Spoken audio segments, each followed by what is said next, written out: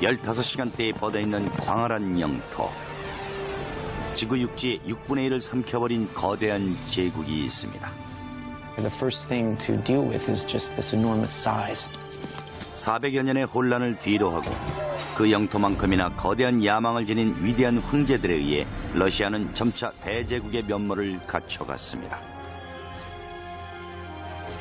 She wrote to one of her correspondents, I can't stop myself from building. Building is like a disease. It's almost like alcoholism.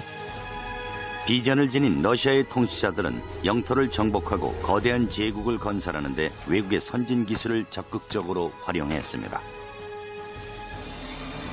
하지만 제국의 영원한 영광을 향한 그들의 끝없는 욕망은 결국 대중의 분노를 야기했습니다.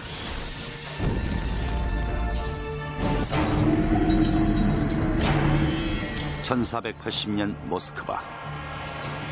러시아의 한 수완 좋은 통치자가 전례 없는 세력을 형성해가고 있었습니다. 그의 이름은 이반 3세였죠. 수세기 동안 러시아는 유라시아에서 가장 포악한 정복자인 몽골계 타타르족에 예속돼 있었습니다. 하지만 이반 3세는 마침내 그들의 지배에서 벗어날 계획을 세웁니다. 그는 타타르족과의 강화 조약을 즉각 폐지하고 러시아가 자신의 영토임을 선언합니다. 러시아의 운명은 이반 3세에 달려 있었죠. 패하면 당연히 목숨을 잃겠지만 승리한다면 그는 독립적인 러시아의 황제가 될 수 있었습니다.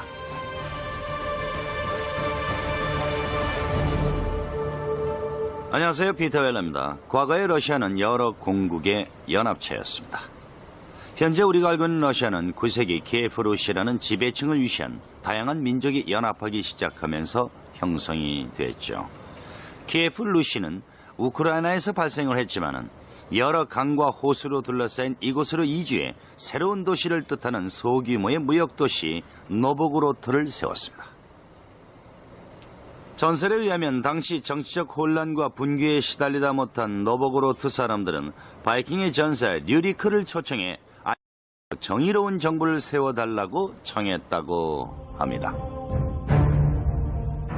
키예프 루시의 노보고로트는 번영을 이어갔습니다. 인접한 비잔틴 제국에서 종교와 건축 기술을 전수받아 새로운 도시를 건설하고 문화를 형성해 갔습니다. 당시 건설된 주요 도시 중 하나가 러시아 서부의 비옥한 영토 모스크바였죠. Moscow, whose date of founding is officially given as 1147, was a small, essentially log fort on a river by the name of Moscow, Moskva. 도시들이 발전해가면서 키예프 루시는 러시아로 알려지게 됐습니다. 하지만 통일된 군주나 방어 시스템이 부재한 러시아의 도시들은 여전히 당시 가장 호전적인 정복자 타타르족의 위협에 시달려야 했죠. 1237년 타타르족의 12만 기병대가 볼가강을 건너 러시아를 침공합니다. 러시아는 고도로 훈련된 타타르 군대에 대항할 힘이 없었습니다. 약 24개월 동안 타타르족은 러시아 전역을 초토화시켰습니다. 하지만 모스크바의 지배자들은 이 기회에 정복자들의 힘을 빌려 모스크바를 전보다도 더욱 발전된 도시로 재건하려 했죠. Moscow's rise, it started in the 14th century, very clever, cunning, ruthless politics on the part of the grand princes of Moscow, who managed to ingratiate themselves with the Tatar masters and achieve the ability to collect taxes from the other Russian principalities. 타타르족의 보호 아래 모스크바는 형제 도시들을 침략하기 시작했고 결국 주변 공국들을 합병하면서 러시아의 단일 공국으로 변모시켰습니다. 하지만 모스크바의 지도자들은 여전히 지배자인 타타르족에게 머리를 조아려야만 했죠. 1462년 이반 3세가 대공이 되면서 상황은 급변합니다. 그는 타타르의 굴욕적인 지배를 종식하겠다고 결심하죠. 대러시아 대공의 지위를 획득한 이반 3세는 타타르족 타도 계획을 구체화하기 시작합니다. Ivan, I think, had all of the characteristics he needed to be a good and successful Tsar and to earn the title the Great. He was ambitious, he was opportunistic, he was ruthless, he was smart. 이반은 계획을 본격적으로 실행에 옮깁니다. 먼저 러시아에 종교와 건축 기술을 전해준 비잔틴의 황실과 혼인 관계를 결성했죠. 동맹을 강화하는 의미에서 이반은 비잔틴의 상징인 쌍두 독수리를 문장으로 채택하고 러시아를 제3의 로마로 공표합니다.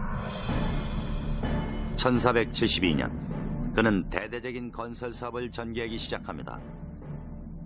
새로운 강자로 떠오른 러시아의 존재를 세계에 알리기 위해 이반은 새로운 성당을 건설할 계획을 세우죠. 1470년대 초반부터 거대한 성당 건축이 진행됩니다. 하지만 자연재해가 그들을 가로막았죠. 1474년 소규모의 지진이 모스크바를 흔들었고 2년째 건설 중인 거대한 성당은 파괴되어 거대한 파편 더미로 변해버렸습니다. 기초도 제대로 다지지 않은 채 육중한 돌덩이를 쌓아 만든 건물이 무너진 것은 이미 예고됐던 사고였죠. 하지만 이반은 위기를 기회로 변화시켰습니다. At this point, Ivan III does what any shrewd ruler would do. Find the best people. And the best people of that period, the 15th century, were in Italy.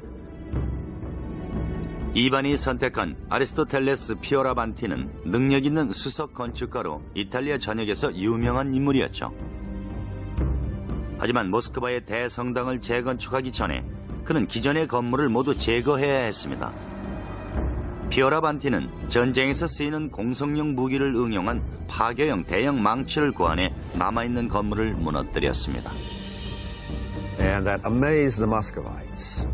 What they had taken months to erect unsuccessfully, he was able to batter down in 3 weeks. 피오라반티는 성당 건설을 재개했습니다. 이렇게 지어진 성당이 바로 성모승천 대성당이었죠. 피오라반티는 러시아의 전통적인 석회암 성당을 모델로 삼는 동시에 서구의 건축 기술을 접목시켰습니다. 그 결과 독특한 러시아 건축 양식이 탄생했죠. We start with the foundation. Instead of the rubble-filled trench, which was typical of early medieval Russian building, he cleared the trench and put large oak pilings, which are much more stable of supporting the building, so that the building doesn't later crack or deform in ways that will lead it to ultimately collapse. 피오라반티의 기술적 혁신은 여기에 그치지 않았죠. 재단한 석회석을 회반적으로 엉성하게 접합해 쌓는 대신 석재를 서로 맞물리게 쌓는 방법으로 안정성을 높였습니다. 벽 쌓는 작업을 마무리한 후 이번엔 가장 까다롭고 위험한 천장과 지붕 건설을 시작했습니다. When you begin to vault the roof, there's an enormous amount of weight coming down on those walls. So the third element that he introduced was iron tie rods. Well, they were just iron rods that were inserted into the masonry and extended across at the level of the vaulting. It serves as an additional form of support. It ties the structure together. 마지막으로 거대한 석재 드럼 위에 돔 지붕을 올리는 대신 피오라반티는 더욱 가볍고 견고한 벽돌 지붕을 만들기 위해 노동자들에게 벽돌 제작 방법을 가르쳤습니다. So that from the pilings to the wall bonding to the tie rods to the upper structure, Fioravanti used a new set of techniques which had been mastered in Italy, but put them within the context of Russian symbols. 완성된 성당의 높이는 45m를 육박했습니다.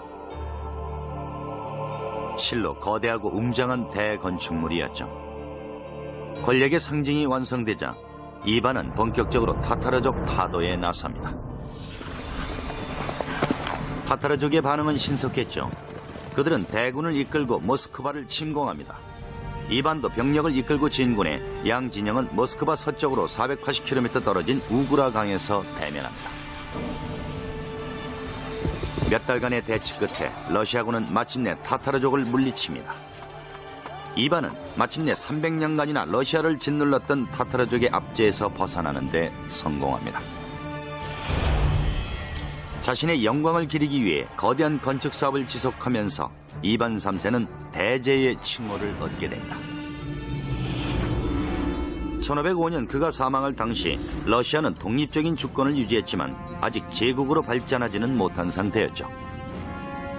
제국의 창설은 절대적인 권력과 비인간적인 난폭함으로 뇌제라는 별명을 얻게 된 또 다른 이반의 책임으로 남겨집니다.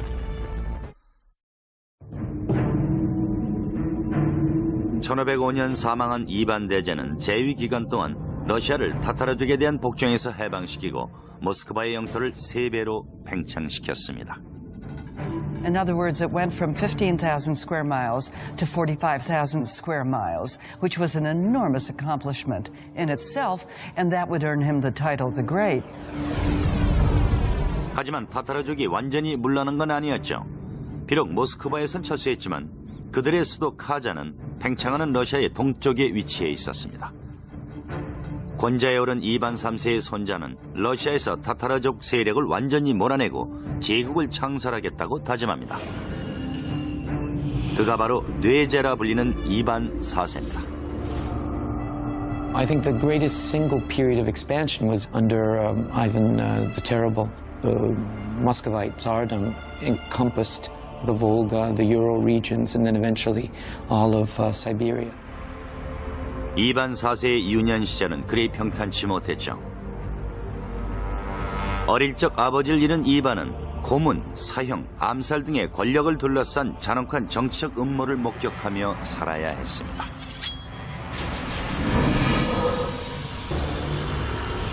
이반은 당시의 기억을 평생 떨쳐내지 못했죠. Ivan the Terrible's traumatic background as a child, I think, produced an Ivan who was terrible.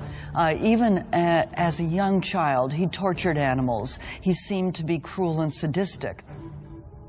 1547년 권좌에 오른 이반 4세는 자신이 신탁에 의해 러시아의 통치자가 됐음을 선언합니다. He was the first Russian ruler to have himself crowned formally as Tsar. And Tsar is simply a Russian derivative of Caesar. It's an imperial title. 차르로서 이반은 당시 러시아의 가장 큰 위협이 되고 있는 카잔 원정으로 자신의 광폭하고 잔인한 성정을 분출할 돌파구를 마련합니다. 그는 우선 유럽에서 최신식 공성 기술을 익힌 공병을 포함한 약 15만 명의 병력을 확보했습니다.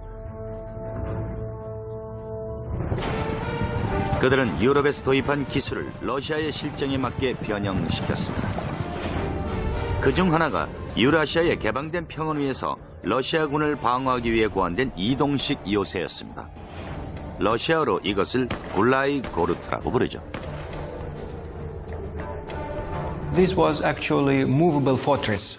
Gulai Gorod consisted of wooden screens or wooden boards. 이동식 요새는 근위대를 의미하는 러시아어 스트렐치를 방어하기 위해 다양한 크기로 제작됐습니다. Russian infantry stood inside these movable fortress and used guns, used cannons against the cavalry. And another way to use it was against the besieged city like Kazan. 1552년 8월 23일 전열을 가다듬은 이반은 군대를 이끌고 카잔으로 진군합니다. It was done very ingeniously as the Russians moved up and would very quickly erect prefabricated log fortresses as they inched ever closer to Kazan. In other words, tightening the noose around the city. 도시 바깥의 진영을 구축한 후 이반의 군사들은 대대적인 공격을 개시합니다. 9m 높이의 이동식 요새를 옮겨가며 카잔의 성벽을 무너뜨리기 위해 집중 포화를 퍼부었습니다. They killed many defenders in the streets of the city using these movable towers. 하지만 성벽은 건재했습니다. 이반의 장군들은 공병대의 성벽 파괴를 명령합니다. 그들은 성벽 아래쪽에 구를 뚫고 지뢰를 폭파시켜 통로를 만드는 과감한 전략을 세웁니다. 9월 30일 카잔의 비참한 운명을 결정해줄 도화선에 불이 붙습니다. 거대한 폭발음은 양 진영 간의 전투를 일시에 중단시켰죠. That was the signal to the rest of the army, and all the regiments of the Tsarist army simultaneously started the assault of the fortress. 8일간의 교전 끝에 카잔이 함락됩니다. 이반의 카잔 점령 후 러시아는 제국으로 변모합니다. This was a monumental feat because the taking of Kazan meant that Russia was incorporating the former Tatar lands to which she had been beholden. And Kazan opened the way for Russia to expand truly into an empire. It opened the way south to the Caspian and the Black Seas, and it opened the way east to Siberia. 1555년 승전을 기념하기 위해 이반 4세는 장차 러시아 제국의 상징으로 자리 잡을 위대한 건물을 건설합니다. 바로 성 바실리우스 대성당이죠. The Cathedral of the Intercession, which we know as St. Basil's, is based on the technology of brick towers that the Italians brought in and the Russians later adapted to create votive tower churches. 거의 전체가 벽돌로 제작된 건물은 8개의 교회를 한데 합쳐놓은 형태입니다. 중앙에 타워를 둘러싸고 있는 기하학적 패턴의 8개의 교회는 카잔을 포위했던 8일간을 상징하죠. 1580년대에 들어 성당에 가장 주목할 만한 특징이 추가됩니다. The onion dome takes its form, its image from that flare that occurs at its base. It rests on a cylinder called a drum. And from that cylinder, the top of that cylinder, it flares out very sharply, rises up, and then culminates in a peak. That is the onion dome. 성 바실리우스 성당의 양파 도움은 매우 독특한 형태죠. 8개의 지붕에 각각 다른 질감의 금속 외장을 덮고 손으로 직접 색칠해 제작됐습니다. If you strip that metal sheath away, it would look something like a bird cage that had been squashed, so that you got the flare. 러시아에서도 선보인 적이 없는 신기하고 놀라운 형태의 지붕이었죠. 1553년 이반 4세는 유럽에서 가장 넓은 영토를 지배하며 권력의 전성기를 누렸습니다.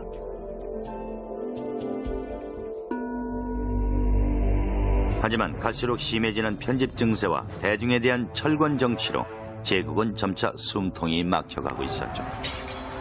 그는 일련의 소모적인 전쟁에 많은 재정을 권력에 도전하는 자들을 가차없이 제거했습니다. 이번의 광적인 횡포에 백성의 고통은 커져만 갔죠. 심지어 그의 가족까지도 안전을 보장받지 못했습니다. Another reason Ivan IV could be called the Terrible is probably the finale of his reign when he murdered his son who was trying to protect his pregnant wife from Ivan's rage. 이반은 그녀를 심하게 폭행해 결국 유산하게 만들었습니다. 아들이 이를 항의하자 이번엔 아들에게 폭발하는 분노를 참지 못하고 결국 그 자리에서 죽이고 말았죠.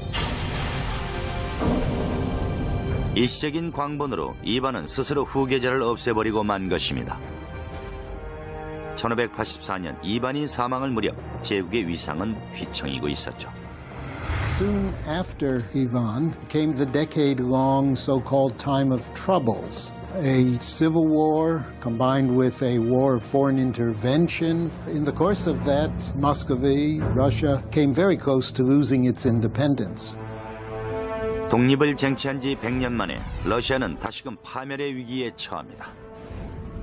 하지만 곧 세계를 놀라게 할 통치자가 나타나 누구도 예상치 못한 곳에 거대 도시를 세웁니다.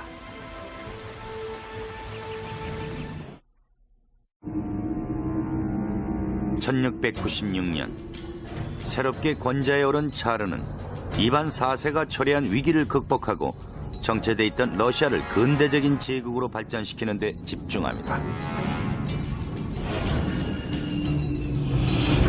그의 이름은 피터 대제입니다. Peter the Great was an absolutely unique person. A giant, both physically, 6.5 feet tall, as well as in terms of personality. He disregarded convention and tradition. He was endlessly curious about new things. 피오트르는 거구에 알맞은 거대한 포부를 지녔습니다. A constant whirlwind of activity occurred around him, and he took on the tasks of a dozen men. He was really an extraordinary, larger-than-life person.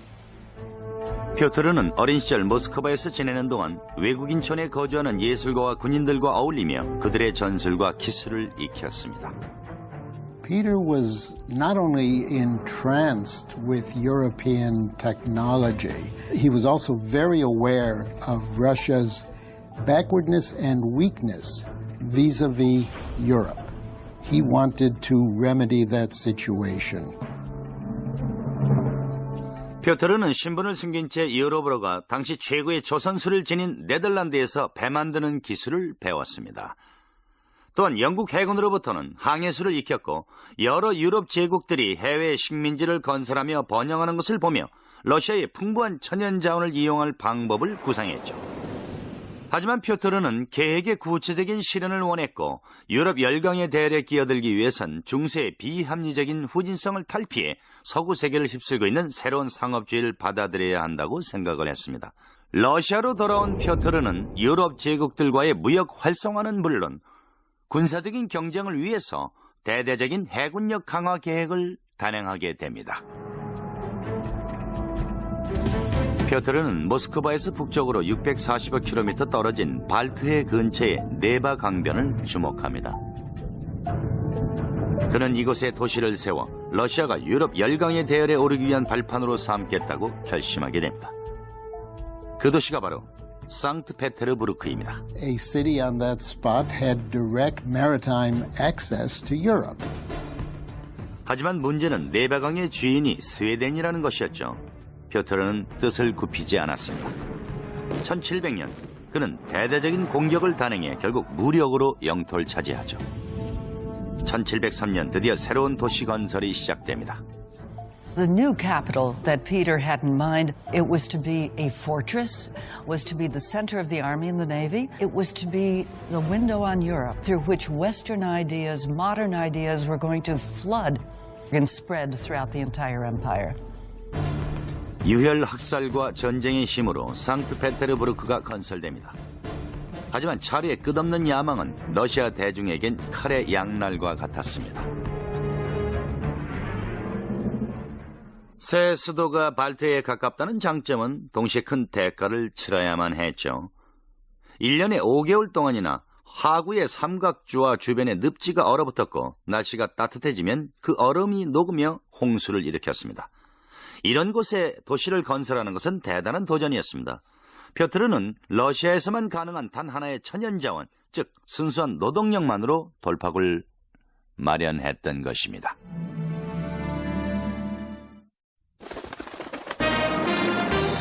당신이 찾는 행복의 파랑새는 뉴욕 생명 안에 있습니다. 162년 동안 지켜온 신뢰와 가치, 행복한 미래와 키스하세요. 뉴욕 생명.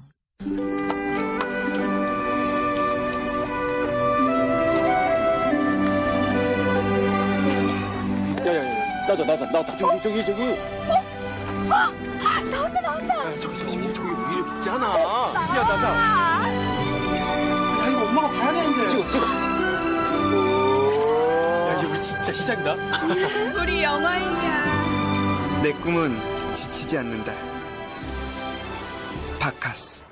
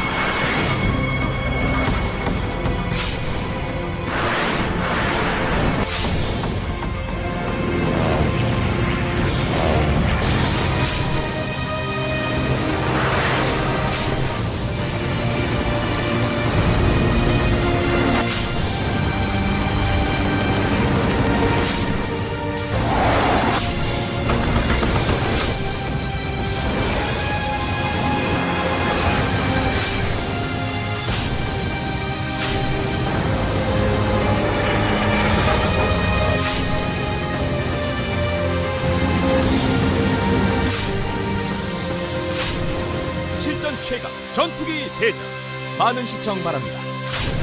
History Channel.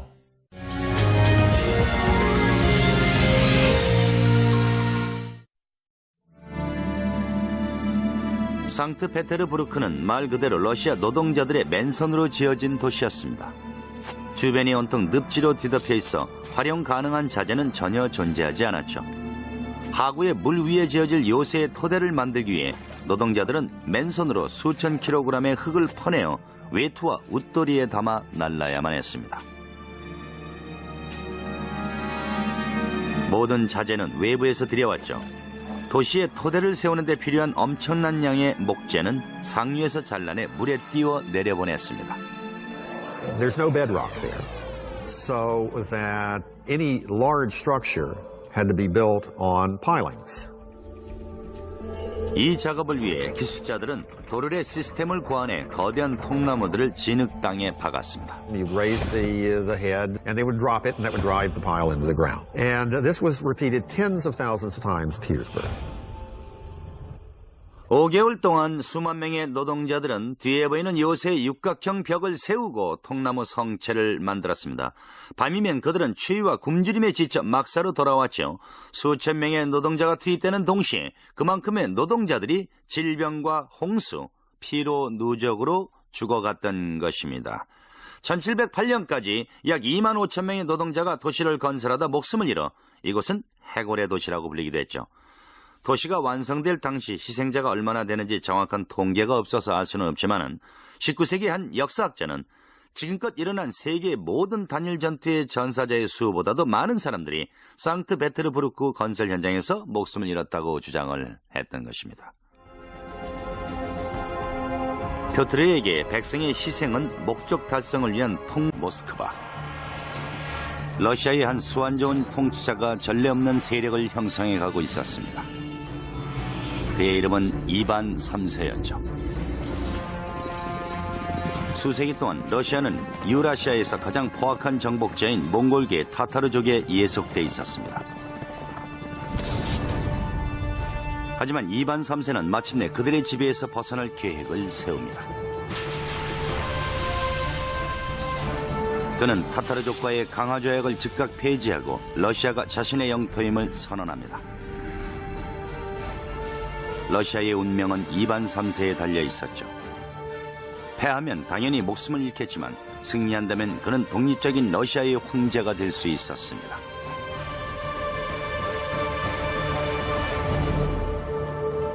안녕하세요, 피터 웰러입니다. 과거의 러시아는 여러 공국의 연합체였습니다. 15시간대에 뻗어있는 광활한 영토, 지구 육지의 6분의 1을 삼켜버린 거대한 제국이 있습니다. The first thing to deal with is just this enormous size. 400여 년의 혼란을 뒤로하고 그 영토만큼이나 거대한 야망을 지닌 위대한 황제들에 의해 러시아는 점차 대제국의 면모를 갖춰갔습니다. She wrote to one of her correspondents, I can't stop myself from building. Building is like a disease. It's almost like alcoholism. 비전을 지닌 러시아의 통치자들은 영토를 정복하고 거대한 제국을 건설하는데 외국의 선진 기술을 적극적으로 활용했습니다. 하지만 제국의 영원한 영광을 향한 그들의 끝없는 욕망은 결국 대중의 분노를 야기했습니다.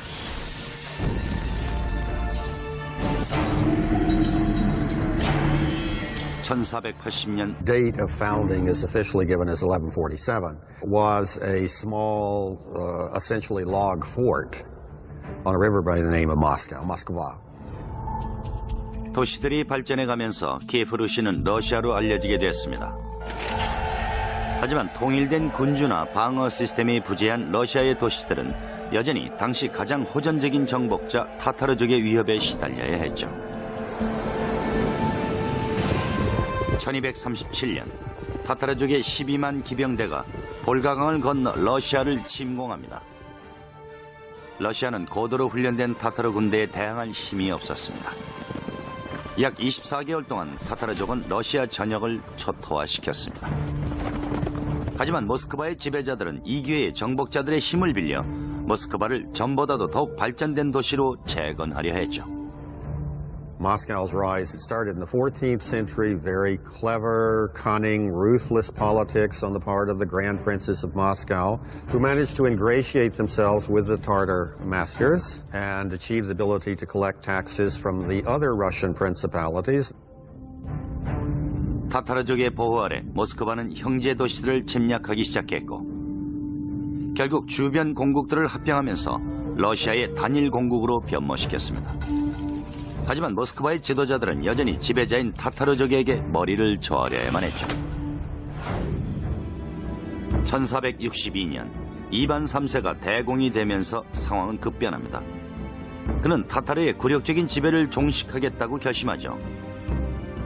대러시아 대공의 지위를 획득한 이반 3세는 타타르족 타도 계획을 구체화하기 시작합니다. Ivan, I think, had all of the characteristics he needed to be a good and successful Tsar and to earn. 현재 우리가 알고 있는 러시아는 9세기 키예프 루시라는 지배층을 위시한 다양한 민족이 연합하기 시작하면서 형성이 됐죠. 키예프 루시는 우크라이나에서 발생을 했지만은 여러 강과 호수로 둘러싸인 이곳으로 이주해 새로운 도시를 뜻하는 소규모의 무역도시 노보고로트를 세웠습니다. 전설에 의하면 당시 정치적 혼란과 분규에 시달리다 못한 노보고로트 사람들은 바이킹의 전사 류리크를 초청해 정의로운 정부를 세워달라고 청했다고 합니다. 키예프 루시의 노보고로트는 번영을 이어갔습니다. 인접한 비잔틴 제국에서 종교와 건축 기술을 전수받아 새로운 도시를 건설하고 문화를 형성해 갔습니다. 당시 건설된 주요 도시 중 하나가 러시아 서부의 비옥한 영토 모스크바였죠. Moscow, whose 떨어진 우구라 강에서 대면합니다. 몇 달간의 대치 끝에 러시아군은 마침내 타타르족을 물리칩니다. 이반은 마침내 300년간이나 러시아를 짓눌렀던 타타르족의 압제에서 벗어나는 데 성공합니다. 자신의 영광을 기리기 위해 거대한 건축 사업을 지속하면서 이반 3세는 대제의 칭호를 얻게 됩니다. 1505년 그가 사망할 당시 러시아는 독립적인 주권을 유지했지만 아직 제국으로 발전하지는 못한 상태였죠. 제국의 창설은 절대적인 권력과 비인간적인 난폭함으로 뇌제라는 별명을 얻게 된 또 다른 이반의 책임으로 남겨집니다. 1505년 사망한 이반 대제는 재위 기간 동안 러시아를 타타르족에 대한 복종에서 해방시키고 모스크바의 영토를 3배로 팽창시켰습니다. In other words, it went from 15,000 square miles to 45,000 square miles, which was an enormous accomplishment in itself, and that would earn him the title the Great. 하지만 타타르족이 완전히 물러난 건 아니었죠. 비록 모스크바에선 철수했지만 그들의 수도 카자는 팽창하는 러시아의 동쪽에 위치해 있었습니다. 권좌에 오른 이반 3세의 손자는 러시아에서 타타르족 세력을 완전히 몰아내고 제국을 창설하겠다고 다짐합니다. 그가 바로 뇌제라 불리는 이반 4세입니다. I think the greatest single period of expansion was under Ivan the Terrible. The Muscovite Tsardom encompassed the Volga, the Ural regions, and then eventually all of Siberia. 이반 4세의 유년 시절은 그리 평탄치 못했죠. 어릴 적 아버지를 잃은 이반은 고문, 사형, 암살 등의 권력을 둘러싼 잔혹한 정치적 음모를 목격하며 살아야 했습니다.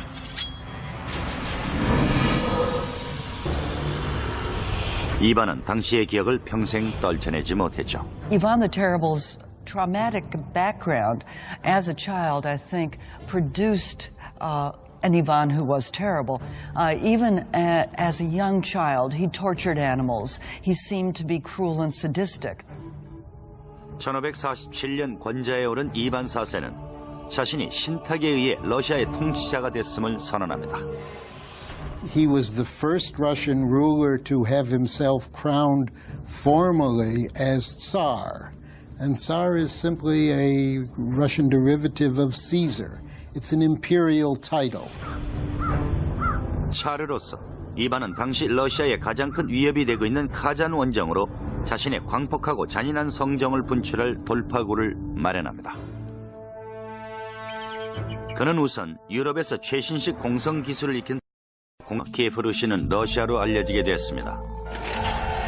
하지만 통일된 군주나 방어 시스템이 부재한 러시아의 도시들은 여전히 당시 가장 호전적인 정복자 타타르족의 위협에 시달려야 했죠. 1237년 타타르족의 12만 기병대가 볼가강을 건너 러시아를 침공합니다. 러시아는 고도로 훈련된 타타르 군대에 대항할 힘이 없었습니다. 약 24개월 동안 타타르족은 러시아 전역을 초토화시켰습니다.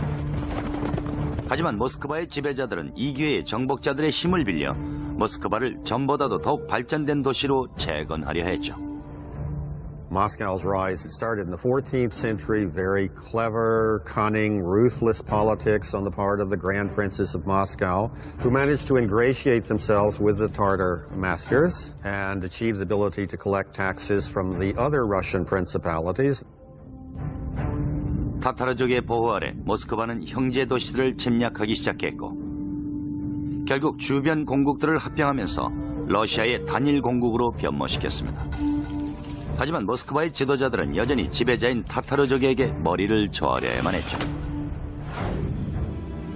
1462년 이반 3세가 대공이 되면서 상황은 급변합니다.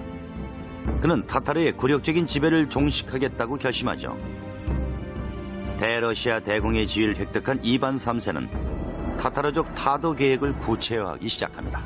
Ivan, I think, had all of the characteristics he needed to be a good and successful Tsar and to earn the title the Great. He was ambitious, he was opportunistic, he was ruthless, he was smart. 이반은 계획을 본격적으로 실행에 옮깁니다. 먼저 러시아에 종교와 건축 기술을 전해준 비잔틴의 황실과 혼인 관계를 결성했죠. 동맹을 강화하는 의미에서 이반은 비잔틴의 상징인 쌍두 독수리를 문장으로 채택하고 러시아를 제3의 로마로 공표합니다. 1472년 그는 대대적인 건설 사업을 전개하기 시작합니다. 새로운 강자로 떠오른 러시아의 존재를 세계에 알리기 위해 이반은 새로운 성당을 건설할 계획을 세우죠. 1470년대 초반부터 거대한 성당 건축이 진행됩니다. 하지만 자연재해가 그들을 가로막았죠. 1474년 소규모의 지진이 모스크바를 흔들었고 2년째 건설 중인 거대한 성당은 파괴되어 거대한 파편 더미로 변해버렸습니다. 기초도 제대로 다지지 않은 채 육중한 돌덩이를 쌓아 만든 건물이 무너진 것은 이미 예고됐던 사고였죠. 하지만 이반은 위기를 기회로 변화시켰습니다. At this point, Ivan III does what any shrewd ruler would do. Find the best people. And the best people of that period, the 15th century, were in Italy. 이반이 선택한 아리스토텔레스 피오라반티는 능력 있는 수석 건축가로 이탈리아 전역에서 유명한 인물이었죠. 하지만 모스크바의 대성당을 재건축하기 전에 그는 기존의 건물을 모두 제거해야 했습니다.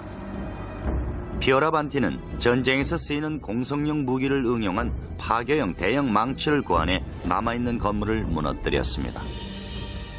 And that amazed the Muscovites. What they had taken months to erect unsuccessfully, he was able to batter down in 3 weeks. 피오라반티는 성당 건설을 재개했습니다. 이렇게 지어진 성당이 바로 성모승천 대성당이었죠. 피오라반티는 러시아의 전통적인 석회암 성당을 모델로 삼는 동시에 서구의 건축 기술을 접목시켰습니다. 그 결과 독특한 러시아 건축 양식이 탄생했죠. We start with the foundation. Instead of the rubble-filled trench, which was typical of early medieval Russian building, he cleared the trench and put large oak pilings, which are much more stable of supporting the building, so that the building doesn't later crack or deform in ways that will lead it to ultimately collapse. 피오라반티의 기술적 혁신은 여기에 그치지 않았죠. 재단한 석회석을 회반적으로 엉성하게 접합해 쌓는 대신 석재를 서로 맞물리게 쌓는 방법으로 안정성을 높였습니다. 벽 쌓는 작업을 마무리한 후 이번엔 가장 까다롭고 위험한 천장과 지붕 건설을 시작했습니다. when you begin to vault the roof. There's an enormous amount of weight coming down on those walls. So the third element that he introduced was iron tie rods. Well, they were just iron rods that were inserted in the masonry and extended across at the level of the vaulting. It serves as an additional form of support. It ties the structure together. 마지막으로 거대한 석재 드럼 위에 돔 지붕을 올리는 대신 피어라반티는 더욱 가볍고 견고한 벽돌 지붕을 만들기 위해 노동자들에게 벽돌 제작 방법을 가르쳤습니다.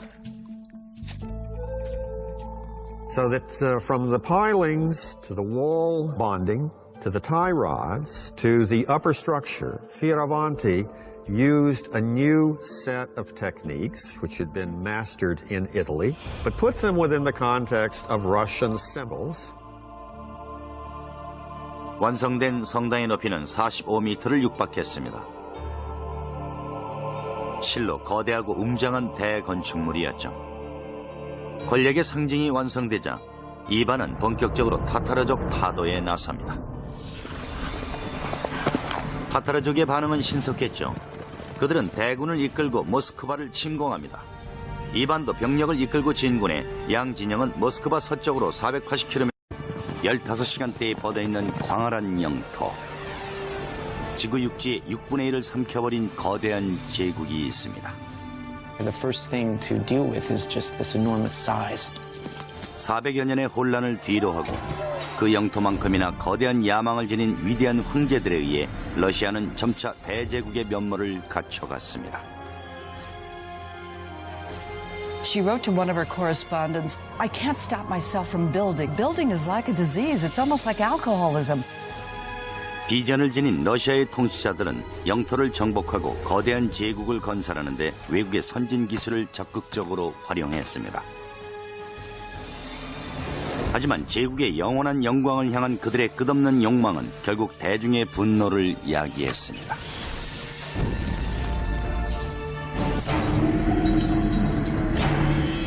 (1480년) 모스크바. 러시아의 한 수완 좋은 통치자가 전례 없는 세력을 형성해 가고 있었습니다. 그의 이름은 이반 3세였죠. 수세기 동안 러시아는 유라시아에서 가장 포악한 정복자인 몽골계 타타르족에 예속돼 있었습니다. 하지만 이반 3세는 마침내 그들의 지배에서 벗어날 계획을 세웁니다. 그는 타타르족과의 강화 조약을 즉각 폐지하고 러시아가 자신의 영토임을 선언합니다. 러시아의 운명은 이반 3세에 달려 있었죠. 패하면 당연히 목숨을 잃겠지만 승리한다면 그는 독립적인 러시아의 황제가 될 수 있었습니다.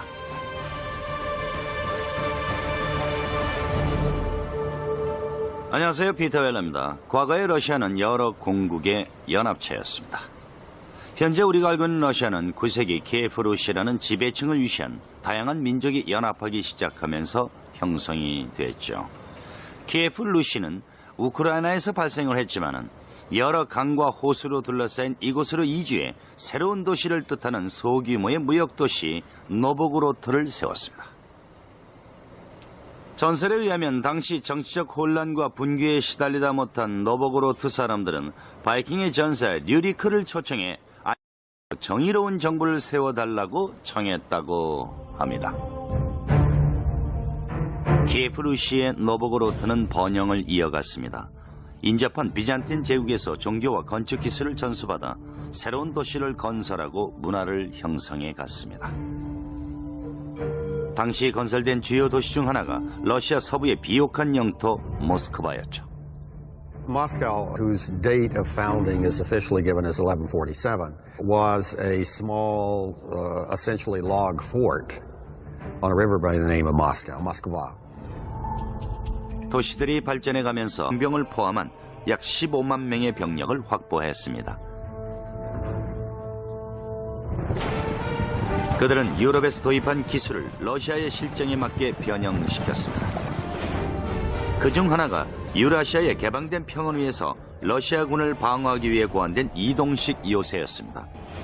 러시아어로 이것을 굴라이 고르트라고 부르죠. This was actually a movable fortress. Gulai Gorod consisted of wooden screens or wooden boards. 이동식 요새는 근위대를 의미하는 러시아어 스트렐치를 방어하기 위해 다양한 크기로 제작됐습니다. Russian infantry stood inside these movable fortresses and used guns, used cannons against the cavalry. And another way to use it was against the besieged city like Kazan. 1552년 8월 23일 전열을 가다듬은 이반은 군대를 이끌고 카잔으로 진군합니다.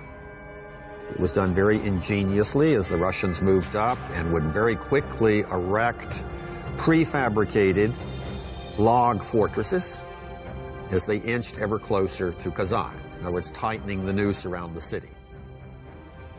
도시 바깥의 진영을 구축한 후 이반의 군사들은 대대적인 공격을 개시합니다. 9m 높이의 이동식 요새를 옮겨가며 카잔의 성벽을 무너뜨리기 위해 집중 포화를 퍼부었습니다. They killed many defenders in the streets of the city using these movable towers. 하지만 성벽은 건재했습니다. 이반의 장군들은 공병대의 성벽 파괴를 명령합니다. 그들은 성벽 아래쪽에 구를 뚫고 지뢰를 폭파시켜 통로를 만드는 과감한 전략을 세웁니다. 9월 30일 카잔의 비참한 운명을 결정해줄 도화선에 불이 붙습니다. 거대한 폭발음은 양 진영 간의 전투를 일시에 중단시켰죠. That was the signal to the rest of the army, and all the regiments of the Tsarist army simultaneously started the assault of the fortress. 8일간의 교전 끝에 카잔이 함락됩니다. 이반의 카잔 점령 후 러시아는 제국으로 변모합니다. This was a monumental feat because the taking of Kazan meant that Russia was incorporating the former Tatar lands to which she had been beholden. And Kazan opened the way for Russia to expand truly into an empire. It opened the way south to the Caspian and the Black Seas, and it opened the way east to Siberia. 1555년 승전을 기념하기 위해 이반도 병력을 이끌고 진군해 양 진영은 모스크바 서쪽으로 480km 떨어진 우구라 강에서 대면합니다. 몇 달간의 대치 끝에 러시아군은 마침내 타타르족을 물리칩니다. 이반은 마침내 300년간이나 러시아를 짓눌렀던 타타르족의 압제에서 벗어나는 데 성공합니다. 자신의 영광을 기리기 위해 거대한 건축 사업을 지속하면서 이반 3세는 대제의 칭호를 얻게 됩니다. 1505년 그가 사망할 당시 러시아는 독립적인 주권을 유지했지만 아직 제국으로 발전하지는 못한 상태였죠. 제국의 창설은 절대적인 권력과 비인간적인 난폭함으로 뇌제라는 별명을 얻게 된 또 다른 이반의 책임으로 남겨집니다. 1505년 사망한 이반 대제는 재위 기간 동안 러시아를 타타르족에 대한 복종에서 해방시키고 모스크바의 영토를 3배로 팽창시켰습니다. In other words, it went from 15,000 square miles to 45,000 square miles, which was an enormous accomplishment in itself, and that would earn him the title the Great. 하지만 타타르족이 완전히 물러난 건 아니었죠. 비록 모스크바에선 철수했지만 그들의 수도 카잔은 팽창하는 러시아의 동쪽에 위치해 있었습니다. 권좌에 오른 이반 3세의 손자는 러시아에서 타타르족 세력을 완전히 몰아내고 제국을 창설하겠다고 다짐합니다. 그가 바로 뇌제라 불리는 이반 4세입니다. I think the greatest single period of expansion was under Ivan the Terrible. The Muscovite Tsardom encompassed the Volga, the Ural regions, and then eventually all of Siberia. 이반 4세의 유년 시절은 그리 평탄치 못했죠. 어릴 적 아버지를 잃은 이반은 고문, 사형, 암살 등의 권력을 둘러싼 잔혹한 정치적 음모를 목격하며 살아야 했습니다.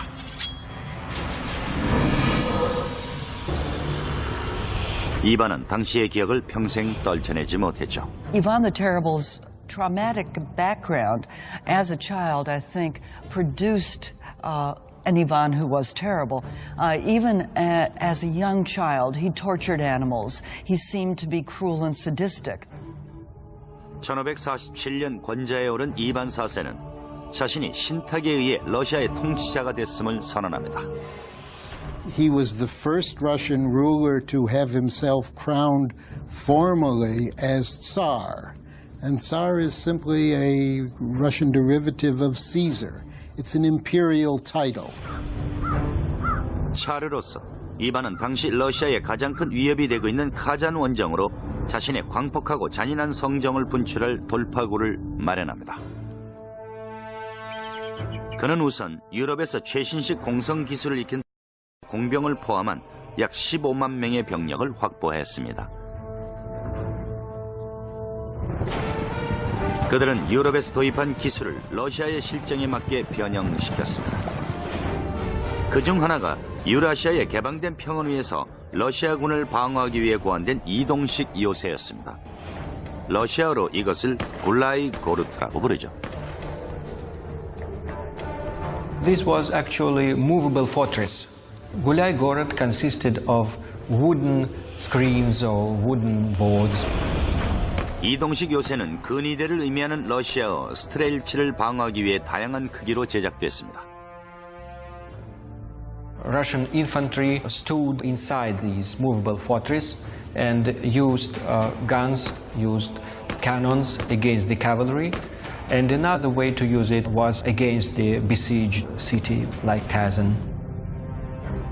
1552년 8월 23일 전열을 가다듬은 이반은 군대를 이끌고 카잔으로 진군합니다.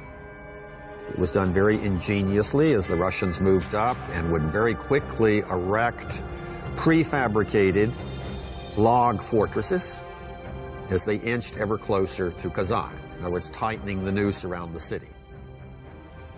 도시 바깥의 진영을 구축한 후 이반의 군사들은 대대적인 공격을 개시합니다. 9m 높이의 이동식 요새를 옮겨가며 카잔의 성벽을 무너뜨리기 위해 집중 포화를 퍼부었습니다. They killed many defenders in the streets of the city using these movable towers. 하지만 성벽은 건재했습니다. 이반의 장군들은 공병대의 성벽 파괴를 명령합니다. 그들은 성벽 아래쪽에 굴을 뚫고 지뢰를 폭파시켜 통로를 만드는 과감한 전략을 세웁니다. 9월 30일 카잔의 비참한 운명을 결정해줄 도화선에 불이 붙습니다. 거대한 폭발음은 양 진영 간의 전투를 일시에 중단시켰죠. That was the signal to the rest of the army, and all the regiments of the Tsarist army simultaneously started the assault of the fortress. 8일간의 교전 끝에 카잔이 함락됩니다. 이반의 카잔 점령 후 러시아는 제국으로 변모합니다.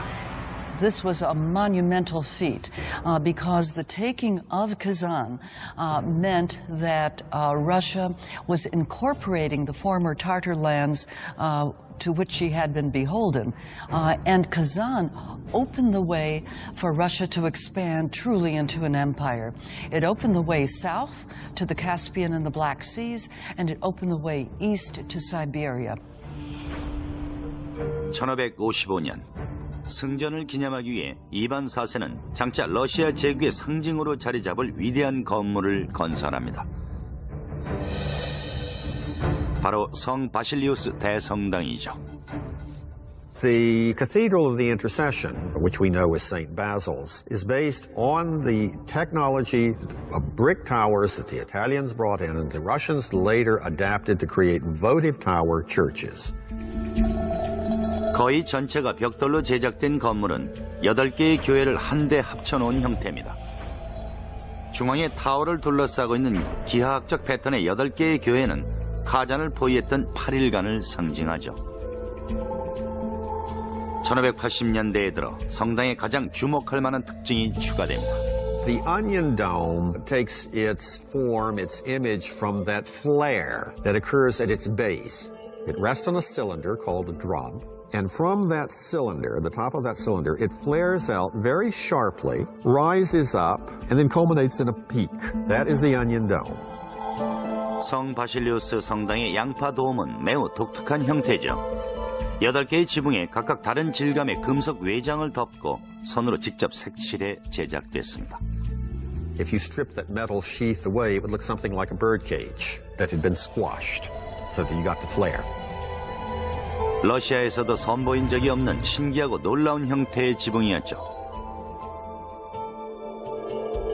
1553년 이반 4세는 유럽에서 가장 넓은 영토를 지배하며 권력의 전성기를 누렸습니다.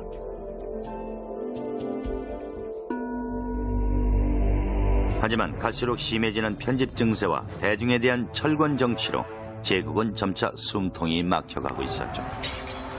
그는 일련의 소모적인 전쟁에 많은 재정을 권력에 도전하는 자들을 가차없이 제거했습니다.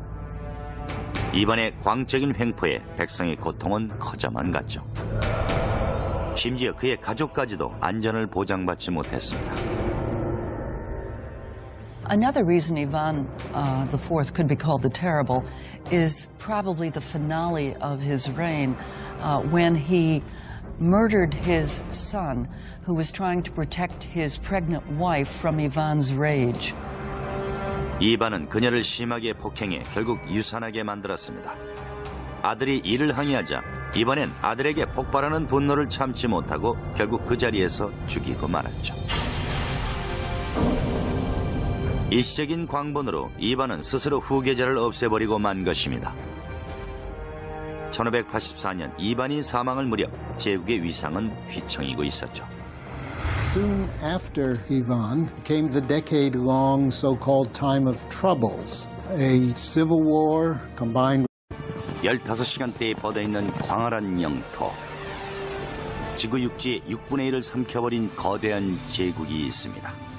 The first thing to deal with is just this enormous size.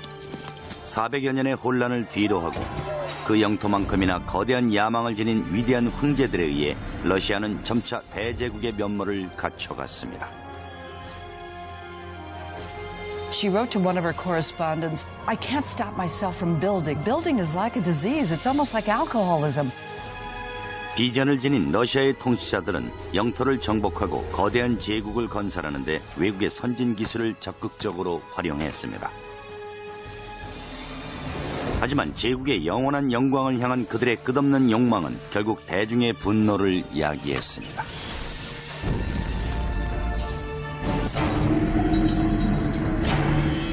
(1480년) 모스크바. 러시아의 한 수완 좋은 통치자가 전례 없는 세력을 형성해 가고 있었습니다. 그의 이름은 이반 3세였죠. 수세기 동안 러시아는 유라시아에서 가장 포악한 정복자인 몽골계 타타르족에 예속돼 있었습니다. 하지만 이반 3세는 마침내 그들의 지배에서 벗어날 계획을 세웁니다. 그는 타타르족과의 강화 조약을 즉각 폐지하고 러시아가 자신의 영토임을 선언합니다. 러시아의 운명은 이반 3세에 달려 있었죠. 패하면 당연히 목숨을 잃겠지만 승리한다면 그는 독립적인 러시아의 황제가 될 수 있었습니다.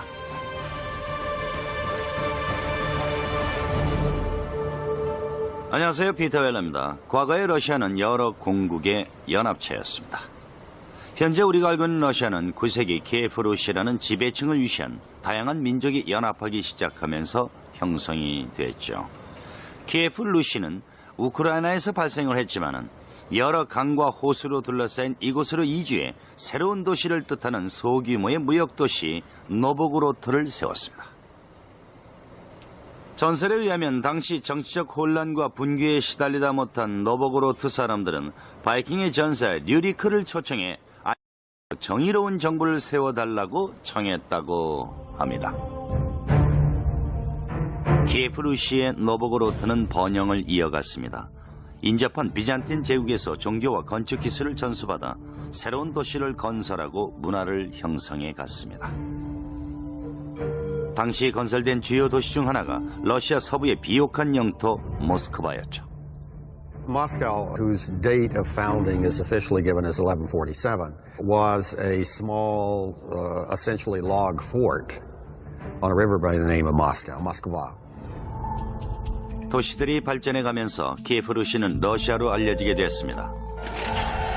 하지만 통일된 군주나 방어 시스템이 부재한 러시아의 도시들은 여전히 당시 가장 호전적인 정복자 타타르족의 위협에 시달려야 했죠.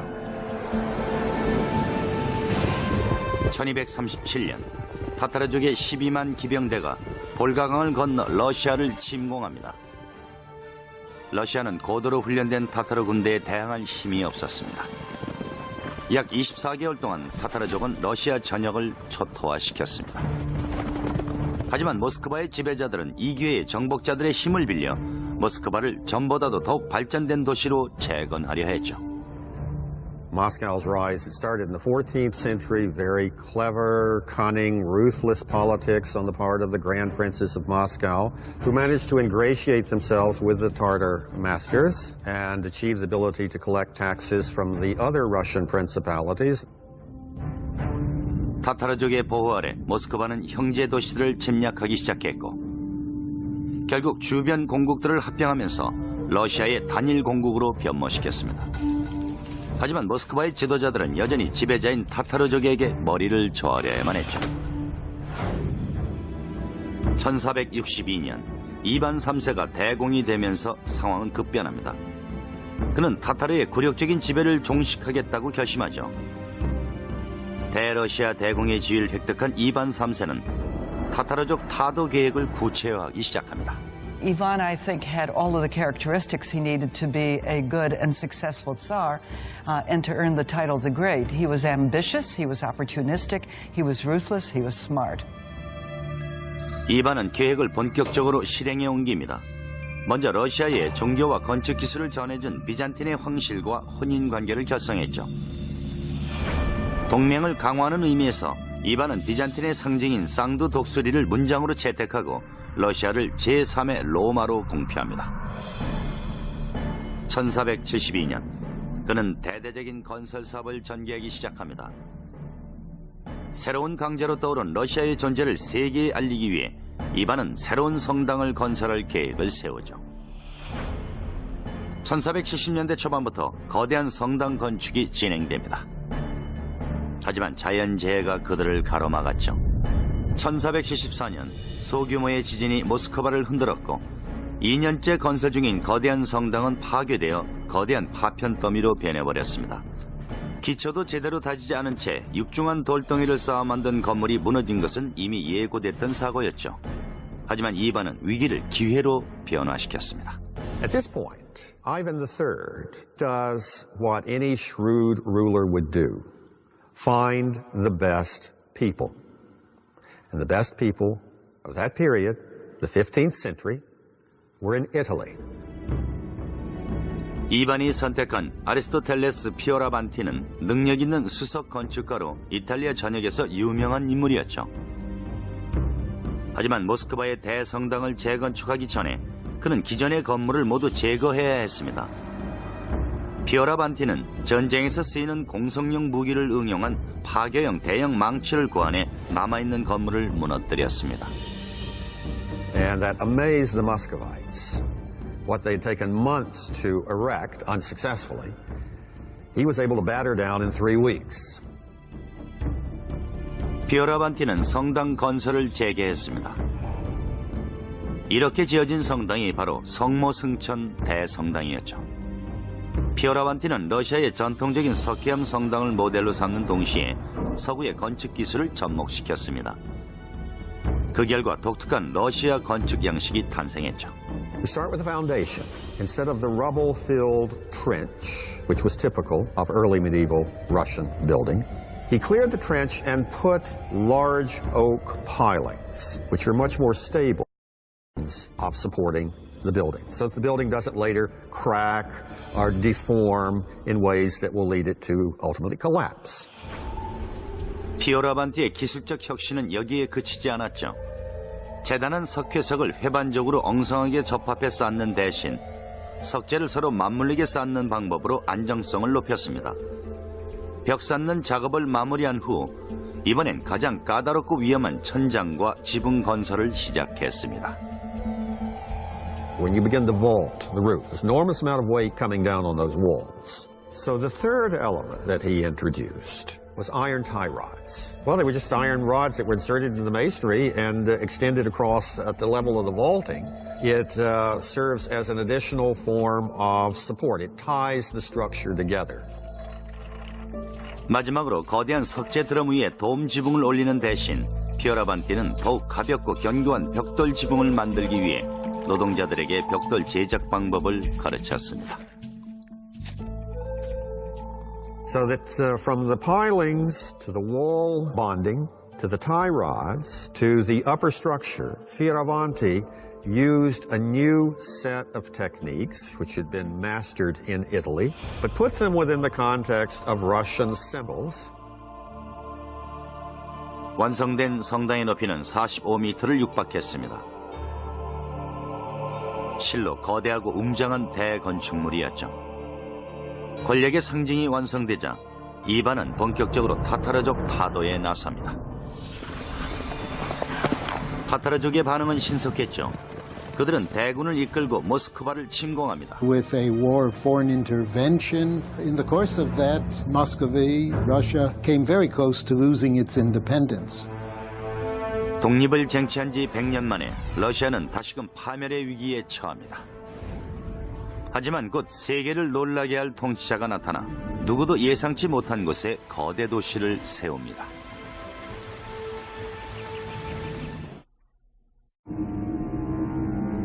(1696년) 새롭게 권좌에 오른 차르는 이반 4세가 초래한 위기를 극복하고 정체돼 있던 러시아를 근대적인 제국으로 발전시키는 데 집중합니다. 그의 이름은 피터 대제입니다. Peter the Great was an absolutely unique person. A giant both physically, 6.5 feet tall, as well as in terms of personality. He disregarded convention and tradition. He was endlessly curious about new things. 피오트르는 거구에 알맞은 거대한 포부를 지녔습니다. A constant whirlwind of activity occurred around him, and he took on the tasks of a dozen men. He was really an extraordinary, larger-than-life person. 피오트르는 어린 시절 모스크바에서 지내는 동안 외국인촌에 거주하는 예술가와 군인들과 어울리며 그들의 전술과 기술을 익혔습니다. Peter was not only entranced with European technology, he was also very aware of Russia's backwardness and weakness vis-a-vis Europe. He wanted to remedy that situation.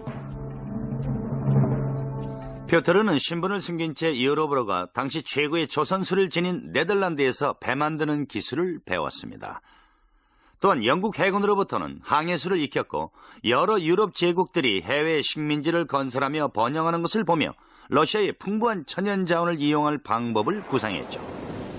하지만 피오트르는 계획의 구체적인 실현을 원했고 유럽 열강의 대열에 끼어들기 위해선 중세의 비합리적인 후진성을 탈피해 서구 세계를 휩쓸고 있는 새로운 상업주의를 받아들여야 한다고 생각을 했습니다. 러시아로 돌아온 피오트르는 유럽 제국들과의 무역 활성화는 물론 군사적인 경쟁을 위해서 대대적인 해군력 강화 계획을 단행하게 됩니다. 피오트르는 모스크바에서 북쪽으로 645km 떨어진 발트해 근처의 네바 강변을 주목합니다.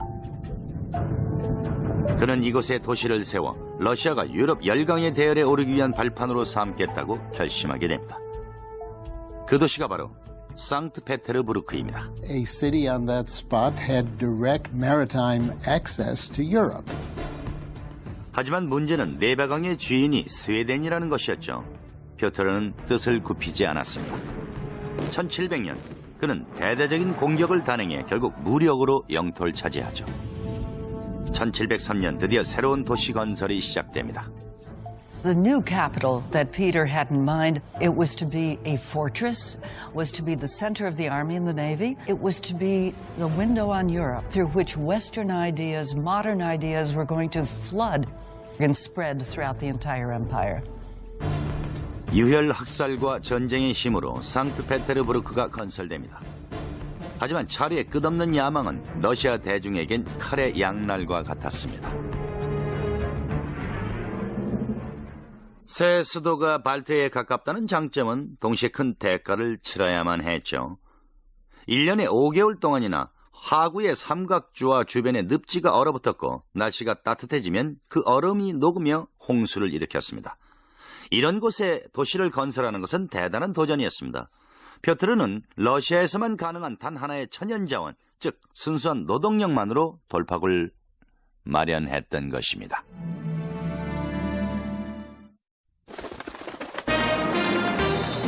당신이 찾는 행복의 파랑새는 뉴욕 생명 안에 있습니다. 162년 동안 지켜온 신뢰와 가치, 행복한 미래와 키스하세요. 뉴욕 생명.